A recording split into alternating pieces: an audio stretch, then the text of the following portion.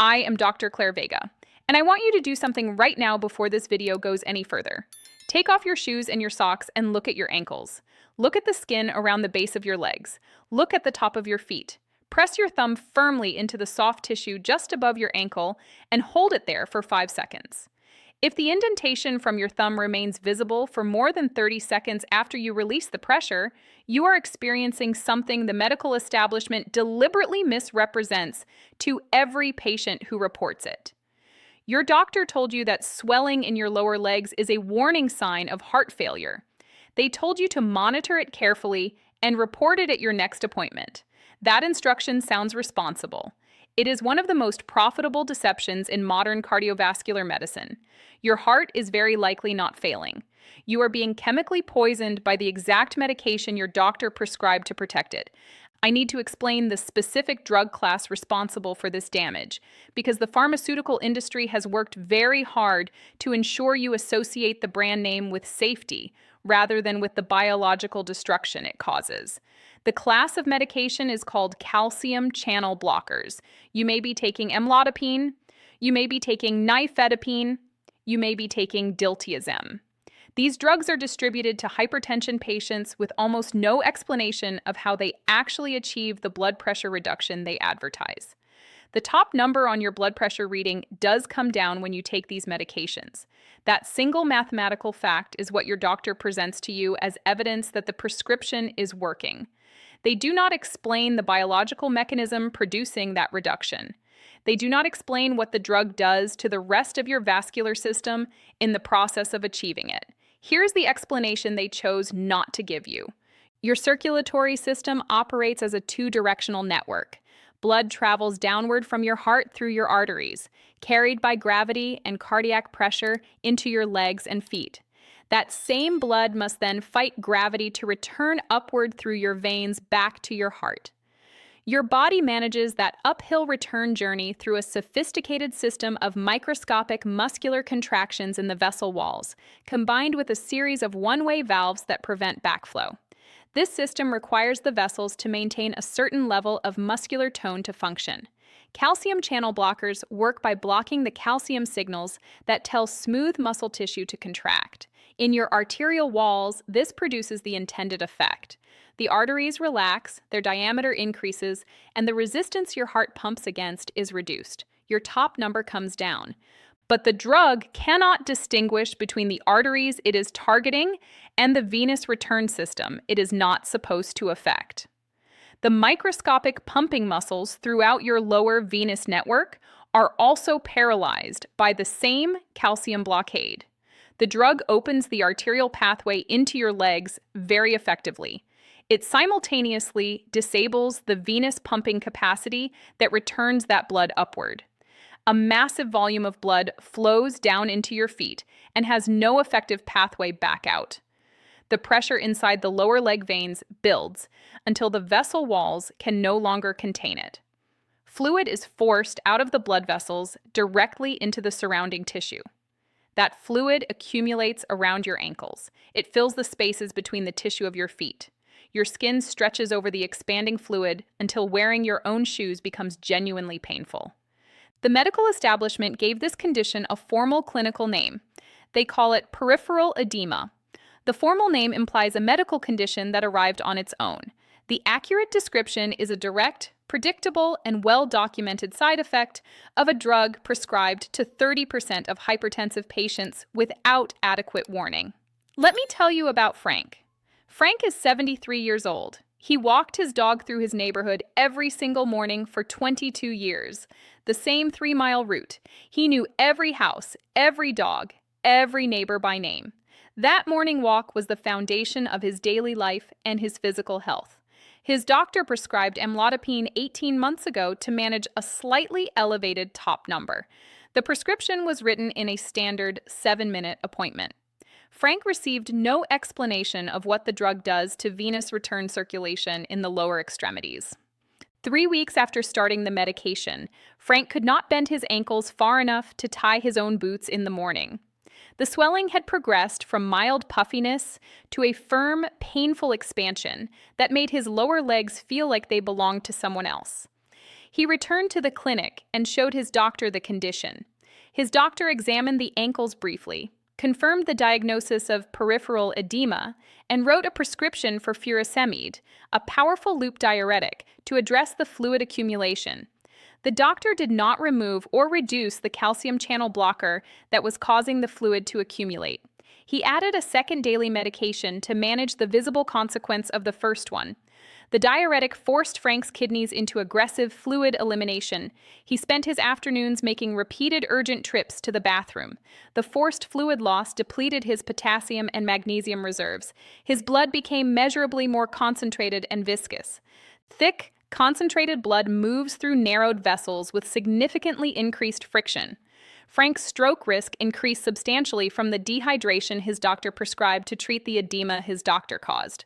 6 weeks after the diuretic was added, Frank stood up from the dinner table and lost consciousness before he reached the kitchen doorway. The sudden postural blood pressure drop, a direct consequence of excessive diuretic-induced dehydration, caused his brain to lose adequate blood flow in the transition from sitting to standing. He fractured his collarbone on the tile floor.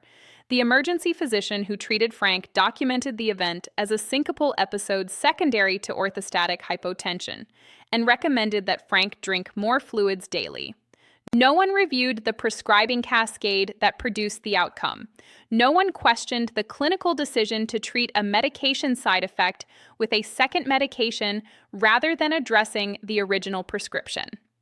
No one accepted accountability for the fracture, the hospitalization, or the 6 weeks of rehabilitation that followed. Frank lost his morning walks permanently. The fracture healed. The confidence to navigate his neighborhood alone did not return. There is a secondary danger from chronic lower leg edema that your doctor has almost certainly never discussed with you, and the omission is not accidental. When fluid accumulates under the skin of your lower legs over weeks and months, the skin is placed under continuous mechanical tension. Skin that is chronically stretched loses its structural integrity. The outer layers thin progressively. Microscopic fissures develop in the surface that are invisible to casual inspection but fully accessible to environmental bacteria. Bacteria that would otherwise be harmlessly present on the surface of healthy skin can enter through these microscopic entry points and establish infection in the fluid-saturated tissue beneath. The resulting infection is called cellulitis. It progresses rapidly in an environment of protein-rich trapped fluid and compromised local immune circulation. The affected area becomes red, hot, and intensely painful. Fever develops. The infection can spread to deeper tissue layers or enter the bloodstream within hours of becoming clinically apparent. Treatment requires hospital admission in the majority of severe cases. Intravenous antibiotic therapy is administered for 3 to 5 days.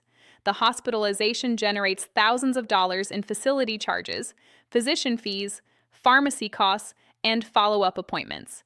Every element of that financial transaction traces directly back to a calcium channel blocker prescription written in a 7-minute appointment by a physician who never explained the 30% incidence rate of severe peripheral edema in patients taking these medications. That 30% figure is not a disputed estimate.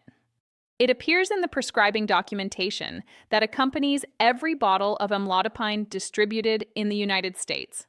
The pharmaceutical company discloses it in the fine print that no physician ever reads aloud to a patient, and no patient ever reads independently.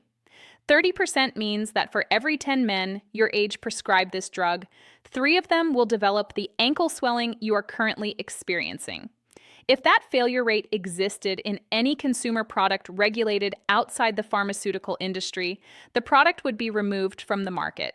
Inside the pharmaceutical industry, it generates a prescription for a second drug. I am now going to give you the exact protocol to take control of this situation beginning this week. The first thing you need to understand is that stopping a calcium channel blocker abruptly without medical supervision carries genuine cardiovascular risk. Your vascular system has adapted to the presence of the drug. An abrupt discontinuation can produce a rebound elevation in blood pressure severe enough to cause a cardiac event. You will not stop this medication on your own today.